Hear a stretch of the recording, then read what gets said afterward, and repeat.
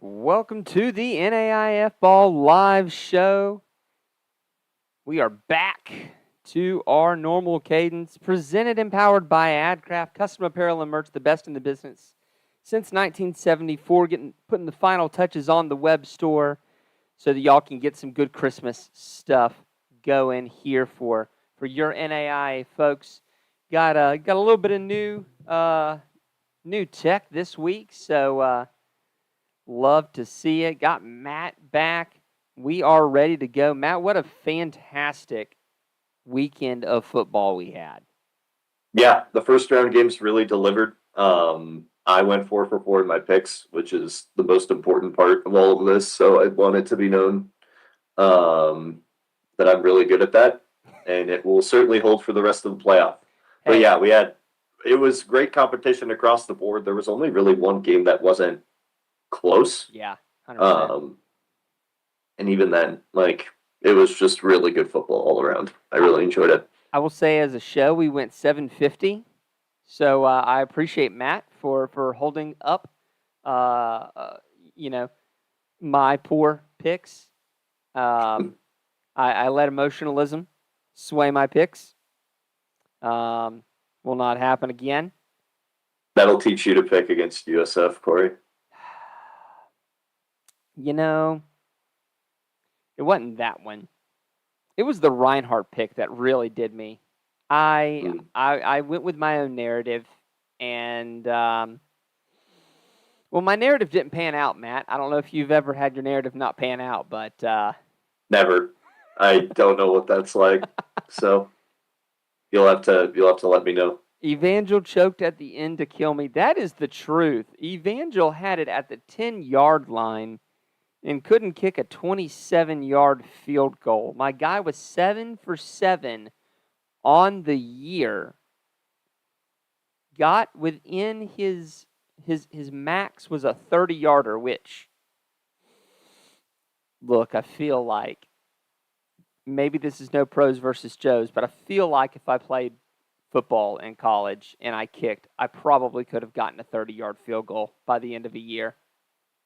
I have no comment because this is exactly how Dakota Wesleyan won against Dakota State this year.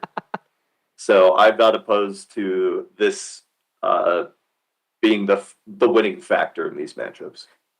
Fair enough. But we are so thankful for Urban Edge, who is carrying most of the playoffs. A few folks who are slow to come on board that are the subject of some subtweets, but we won't get into that this time. But thanks to Urban Edge for what they've done this entire year, and as the home office has told me, they plan for their plan is to make Urban Edge a one-stop shop for the entirety of the NAIA games, which would be perfectly fine with me not having to go to everybody's website and figure out where these games are. One place would be perfect. Matt, let's get into. We've already talked about it a little bit here, St. Francis and Evangel. Matt, I'm going to go ahead and make all the Evangel fans and all the USF fans mad at the same time. You're really swinging for the fences here, I'm man. An equal opportunity offender here. My thought during the game was, wow, both teams are doing their dead level best to lose this game as closely as possible. I mean, yeah. It was a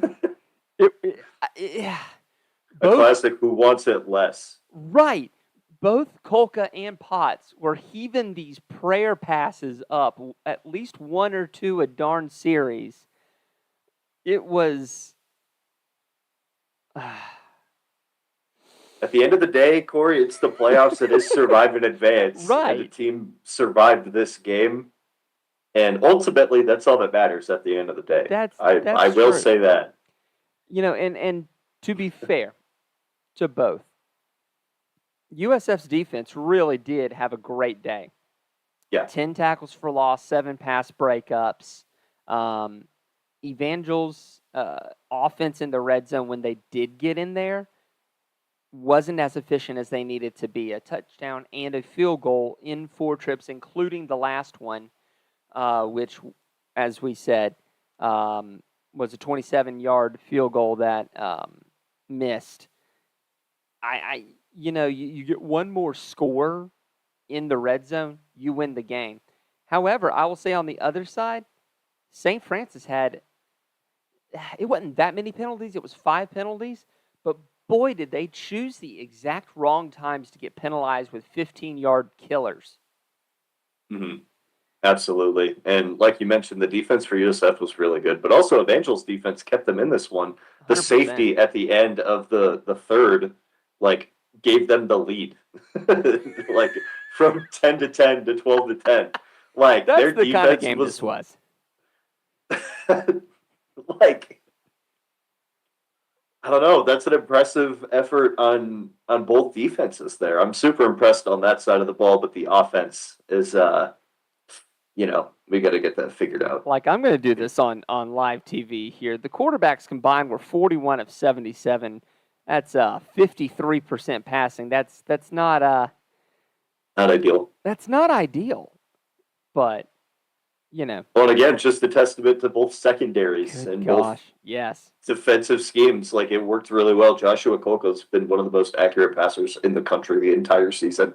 So clearly, they were doing something to throw him off when he's going 12 for 30 through the air.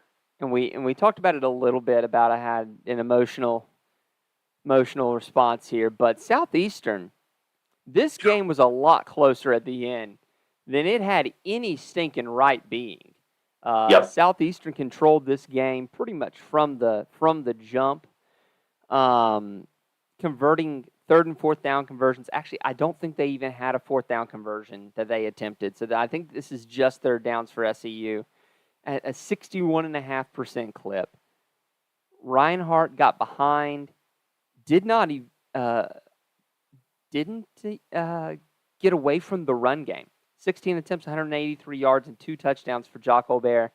Taylor Jackson heaving up some good balls here to get it close. Reinhardt claws the way back and just doesn't make the 2-point conversion to tie this game up to send it to overtime. But that was a game that, like I said,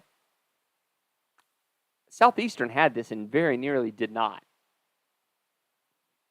Yeah, it was a really fun one. In the back half, did get a bit scary. It was basically saying, could John Colbert just will this team back into the game? And he pretty much did for the most part. But like you mentioned, Taylor Jackson, while he didn't have a, blow away type of passing stat line, he did what he needed to do to get them back in this contest. But it was really interesting to see Southeastern look so dominant for 3/4 of the game, pretty much. Now, you want to talk about a running back who absolutely did put the team on his back? That's going to be Destin Loring. 31 attempts, 192 yards, and 4 touchdowns in a game where the quarterbacks of these teams combined for 5 interceptions. It came down to whose team could get the running game going, and it's William Penn, and they advance for, I think they said for the first time in school history, they win a playoff game. Yeah, Destin Loring with a player of the year type of performance to basically put the team on his back and get it going, because obviously there were a lot of interceptions, a lot of turnovers going on for both sides of the ball in this game. So being able to be the steady force on the offense is ultimately what just very quickly puts this away in favor of William Penn. The back 3/4 of this game was dominated by William Penn. They just looked really good. And not to say that Texas Wesleyan is bad per se, but obviously we were kind of expecting Ottawa to be the one taking the bid that they received. So maybe that unexpectedness caught up with them. I know it's something we kind of mentioned that when you are kind of, I don't know, like part of the team certainly thinks the season's done, and then Yeah. you find out you're in the playoff at the last possible moment, and there's a lot of stuff that goes into that. I mean, But William Penn, again, we talked about it in the last one, so it's only fair if we called those guys out to call out Sterling Ramsey and Cole Francis. A combined 18 for 41 passing is actually even worse. That's not it's not quite 50%. That's I will say William Penn's going to have to get that figured out if they want to continue making this playoff run. Sterling Ramsey's got to be more efficient with the football. I mean, I don't know, Loring putting up almost 204 touchdowns is will certainly get you pretty far though. Yeah, that is true. We'll have to see because what is that, the 4-13 matchup? So they're well, we'll get to that because it's going to be a run-tastic game between the two of them. Mm-hmm. And then it wasn't a nightcap, but the afternoon cap, Carroll St. Thomas. Carroll, again, this was a case of Carroll had this game, and then St. Thomas said, we're not going to let you get away with this long term, and then comes back and just makes a game of this one. And Caden Hewitt and Peter Minert were fantastic. Keely Watson, God rest his shoulder after throwing 61 passes, also has a good game, but the St. Thomas defense that I had absolutely called to task in the last couple of weeks showed up 6 sacks, 9 tackles for loss, interception, a pass breakup, and a quarterback hurry. They did that and still allowed 42 points. So I feel at the same time a little bit vindicated for talking about their defense. I think the big thing to note here is that the difference maker, truthfully, was the fact that all 3 interceptions that were thrown by St. Thomas were immediately followed up by touchdowns from Carroll. So willingly turning the ball over and giving up 21 points certainly does you no good in this game. Not to point the finger at anybody, because obviously there are a lot of different things that could have changed the outcome of this game in favor of St. Thomas, because it was close at the end. But I don't know. It's hard to really look at this result and not think that that's almost a direct reason as to why you lose this game. Yeah, and not being able to stop Carroll in the red zone, 5 touchdowns and 5 trips. Like you said, they were able to score off of all those interceptions. It's not ideal, but neither is being able to hold Carroll to field goals any at all. If you're able to take about 3 of those back from touchdowns to field goals, 2 or 3 of those back, you win this game. Yeah. So you've got to be able to make that happen. And so St. Thomas's defense went feast or famine in this one and somehow did both at the same time. So we will be back with more after a word from our friends from AdCraft. So you want to create and sell custom merch for your team or business. That's exciting, but where do you begin? How much inventory should you order? How do you distribute orders? AdCraft has your answers. Streamline the way you offer custom merch by utilizing our risk-free web store service. We ship directly to each customer, and we have the fastest turnaround in the game. Raise funds for your team or get merch to your employees and patrons. Contact AdCraft today, and let's bring your merch to life. That is exactly what they do. They're going to do it for us here within maybe a week or 2 or so, and you'll get to see it for yourself, and it's fantastic. They do a phenomenal job with their web stores, fantastic quality clothes, and at a good price. So thank you to AdCraft for being our partner for all these years. Thank you also to Connor Darnell, who is responsible for our visual look, making us look good. And if you need anything in terms of graphics, he is the man to go to there for that. Now, players of the week. These are going to be pretty self-explanatory, Matt.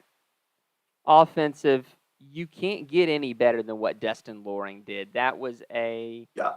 absolutely vintage, put the team on your back. We're going to run you over whether you like it or not, and we're going to win this doggone ball game.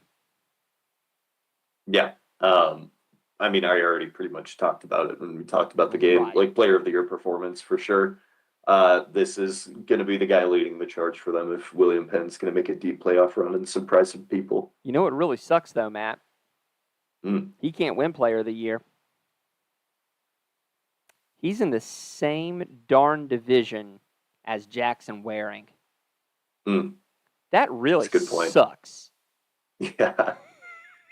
It really does. Because that was a player of the year kind of performance on not the biggest stage, but one of the biggest stages you're going to get all season. Yep. You put up almost 2 bills. That's something that would stick in voters' minds. But no, he is unfortunately not eligible. Yeah. We can talk about player of the year eligibility at a later date. Different podcast. Defensively, however, we're going out with Braden Orlandi, and I feel like his stat line doesn't give it justice. 13 tackles, an interception, and a pass breakup. One, Matt, tell me he doesn't look like a purple people eater. Yeah, no. He's got the look down, for sure. Look, Carroll was rocking that Minnesota Vikings look 100%. But he was there affecting the game and just causing havoc from the defensive secondary in a way that we'll get to more specifically in a moment, as I'll have you break down a little bit of coverage here with Mr. Orlandi. But just a fantastic game from the safety position to impact the game in every facet. Well, we teased it. We will not. We won't. We won't have any further ado here, except for to talk about the headset app. So I guess we will have a little more ado to do. And you should definitely check out the headset app, helping you make clear calls to your coaches. If you're game day staff, they work with game day staff. If you happen to be in the baseball world, they're starting to work on their PitchCom stuff. They are they're working with that. And you can use your own device. Use your own headphones and your own cell phone instead of paying for who knows what and what technology. You know how good your phone is. You bought it. So check out the headset app to take care of your game day communication. So let's have a look at that St. Thomas Carroll game. And Matt, break it down for me here on the fly. A pick, an almost pick 6 from Braden Orlandi. Yep. Saints showing pressure. And there it is, that slant pattern again. Oh, man. Braden Orlandi. Just a beautiful break on the ball, right place, right time there. Being able to read and react like that is always super impressive. They do look like the Vikings. My goodness, I did not know they had purple helmets. That was beautiful. Absolutely. Yeah. Just read like a book from start to finish. He dropped deep middle third and just pretty much read where the quarterback was going and reacted and played instinctually, and you get that pick. That's honestly, I saw that and immediately wrote it down. I went, that's it. I don't need to see any more. All right, Matt, let's break them down. Our 8 games that we have to watch this week. Starting off, well, at the top and the bottom, as Grandview plays host to St. Francis. St. Francis getting by the skin of their saber tooth against Evangel. But this is a game here that if you can do that against Evangel, can you do it against Grandview? Because that's a jump in the degree of difficulty to a significant degree. Yeah, I think if I'm looking at this matchup for USF. I'm a bit worried about the offense with how good this defense at Grandview is, and pretty much has always had. Um, you have to find a way to get the offense rolling because you're not going to be able to squeak one out like you did against Evangel, against a team of this caliber. Not that Evangel's not good. They are a very good team, but there are certainly levels to this, and this is the number one team in the country. So, yeah, it's going to be some of those prayers from Josh Kolka may not get answered as they did against Evangel. Next up, our first of two rematches here, Kaiser and Southeastern, a rematch of which I should have looked up the date before I did this. That'd be November 8th. That'd be November 8th, in which it was a 34-23 Kaiser victory. And, well, can you do it the second time as good as the first? Yeah. I think the key for Southeastern here is going to try to slow down the offense as much as possible. Their defense, I feel like, matches up with the Kaiser offense as opposed to the other way around. I'm not entirely sold on Southeastern's offense from what I've seen of them this season. Certainly some room for improvement there. But this defense is elite, one of the best in the entire country. And I think if you want to win, they say defense wins championships. The Fire have to be able to extinguish the Seahawks. Offensively for Kaiser, you have got to make sure that you take care of Thomas Ibrahim. 23 tackles for a loss, 11 sacks, 6 quarterback hurries, along with 64 tackles. From a defensive line spot, 64 tackles is an enormous number. It's insane. You're going to have to make sure, I mean, yes, if you double team him, you have to leave someone else, either chip. But it's almost worth it. Yeah. At that rate. You have to, or else darn Shea Spencer's going to be running a whole lot, which isn't always a problem, but I'm sure you would rather save that for later. We'll have to see. The combination of Curtis Kimmons and Jacquet Giles has been fantastic for Southeastern. If they're able to get up and hold the ball, it's going to be huge. Now, the second of our two rematches, one from September 6th, played in Helena, Montana. This one going to be in Billings. Montana Tech playing host to the Saints of Carroll. That previous game, a 30-19 win for Montana Tech. We'll have to see what the rust is. You know, is there benefit to resting your guys a week? Yeah. Does that get you a little rusty? Sometimes also, yeah. And you don't know who you're going to face, as they had said a couple times in the Carroll St. Thomas game. But honestly, a week to rest up before you go against a physical team like Carroll is not the worst thing in the world. Yeah, this is one I'm probably going to be watching on the big screen. I'm super excited for this matchup. It's the culmination of the Frontier in its entirety from this season. Obviously, College of Idaho is in that conversation too, but this feels like the collision course we were going to be revisiting at some point, even when they played early in Carroll to serve after that game. Was definitely on the cards, and I'm really excited that we're getting it. Yeah, this is one of 2 3 p.m. games, so it gets a little bit more attention, but I don't know. The other 3 p.m. game is really good. Southeast, Grandview and Kaiser, both those games are 1 p.m.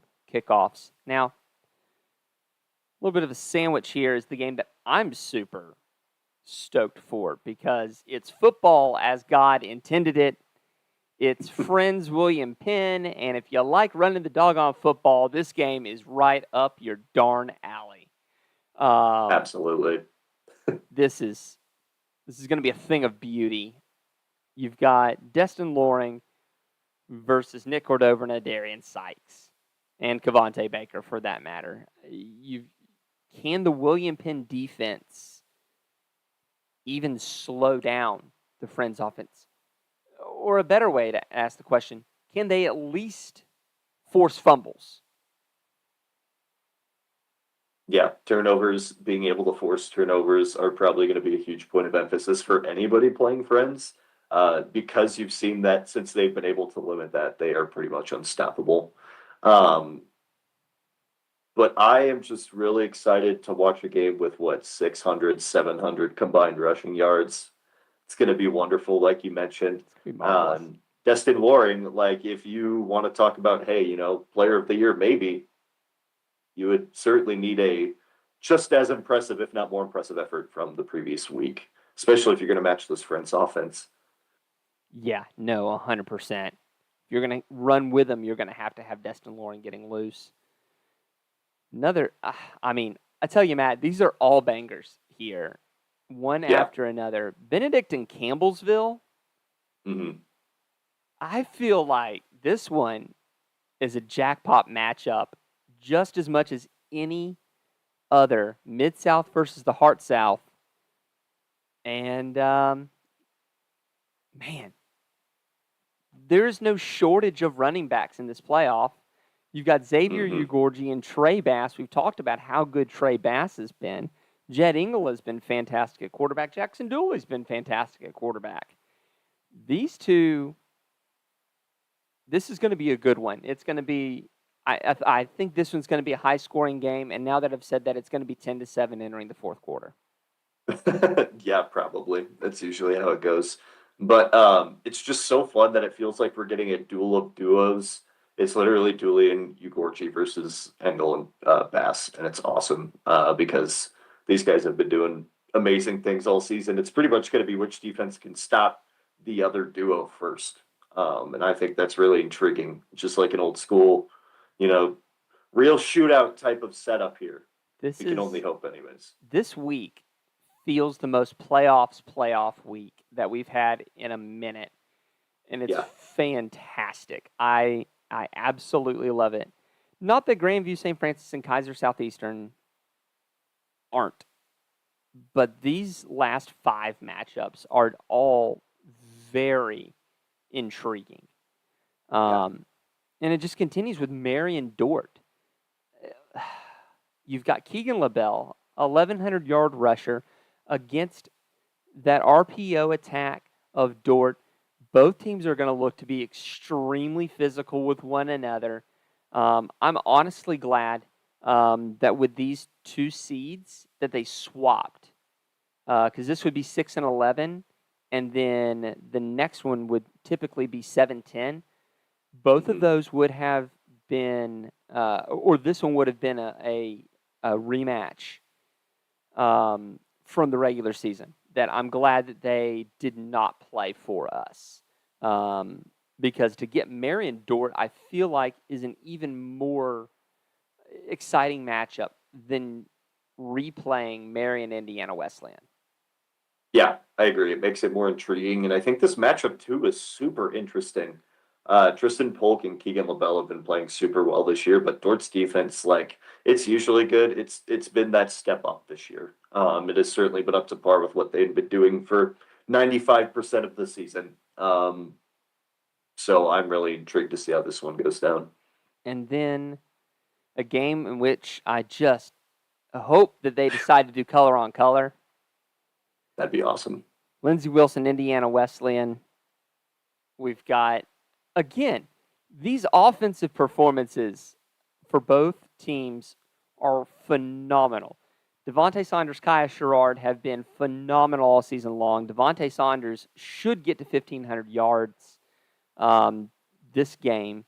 You've got Arjun Lothi, who's been absolutely phenomenal through the air. Isaac Smith at wide receiver. Cam Morrison, the running back.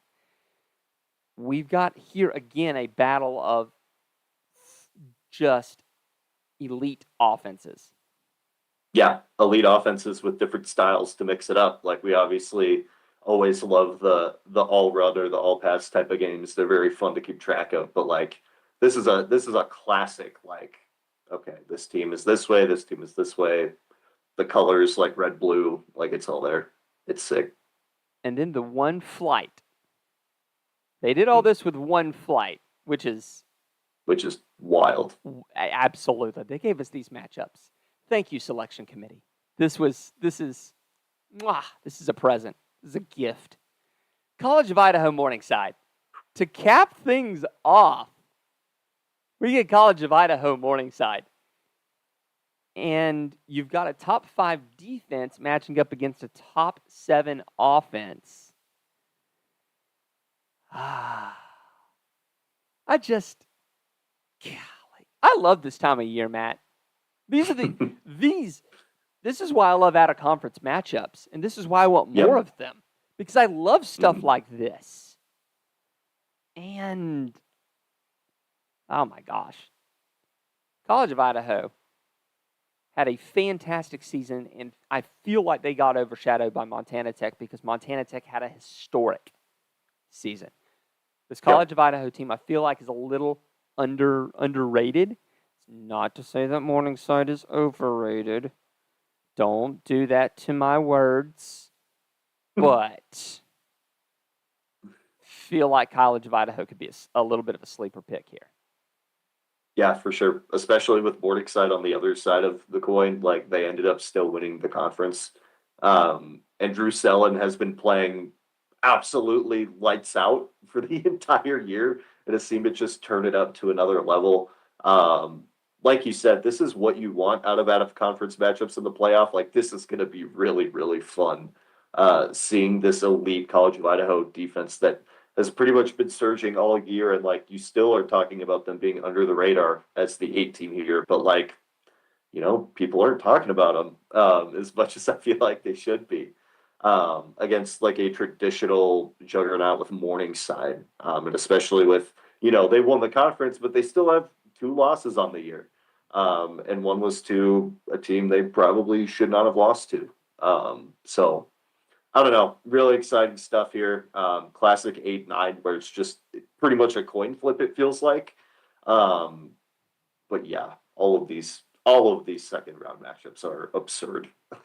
This one, I think, more than any other, has the most potential to be weather affected because of the fact that Morningside just loves to chuck the ball all over the yard, as opposed to College of Idaho that is a good running team. You look at Caden Young, 550 rushing yards from the quarterback position. Riley Byington, who with a good day should crack the 1,000-yard mark. It looks like Saturday is suiting up to be a good passing day, 2-mile-an-hour wind, so that shouldn't negatively affect anybody's passing game. You never know this deep in the season whether you're going to get one of these just terrible 13-degree and 7 feet of snow kind of games where the wind's at 40 miles an hour blowing right to left, and it's nearly impossible to pass. Yeah, gotta love it. We had snow here in Mitchell like 2 weeks ago, and it was 70 degrees about 4 days after. We've had 2 days in the 50s. That's cool. No, it's warm. I wore shorts today. It was lovely. I love Central Florida. All right. I also love our patrons. Yeah, there you go. See how I did that? Mm-hmm. And this is how you can support us and what we do. Patreon.com/NAIAFBALL is the way to go with that. Get a little bit more insider content, and also an invite to the Discord. You can have an invite to the Discord if you're not a patron, but I go out of my way to give you one if you're a patron, is how that works.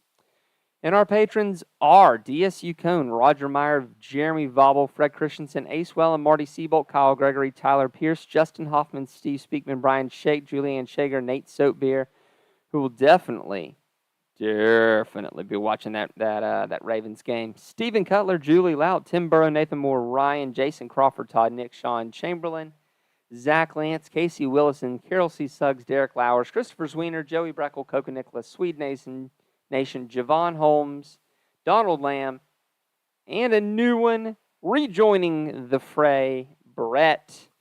Finally got him in the Discord. It felt like it forever that we had Brett. been trying to get him in the Discord, and love to see it.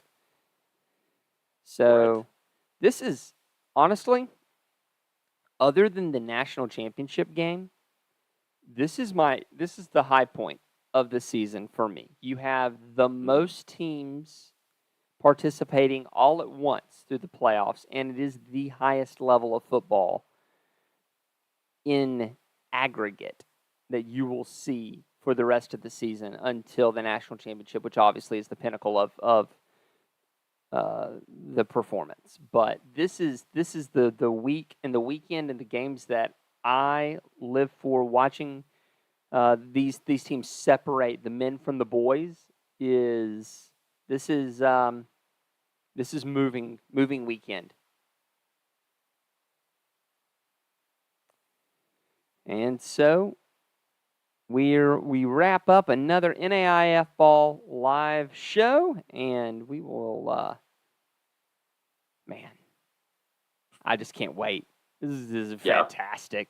It's going to be a wonderful extended holiday Saturday. Oh, yeah. You get done with all the turkey, and you get done with all your Black Friday online shopping. And then you get 2-day leftovers while you're watching all these games. Just sit on the couch. You bring all of your devices over, array them in front of you like a Thanksgiving feast of football. And having not done it, speak vicariously through folks who have. The ability to practice and to have Thanksgiving with your team is an utterly special experience that these guys are going to get to have this week, and one that they will take with them for the rest of their lives as they get to play football on Thanksgiving weekend. And we get to watch, see who's gotten addled by the turkey and who has used the extra cranberry sauce to sauce them on to victory. So, nice. Before I make any more terrible puns, we'll end this thing. And we will see y'all on the Twitter feed.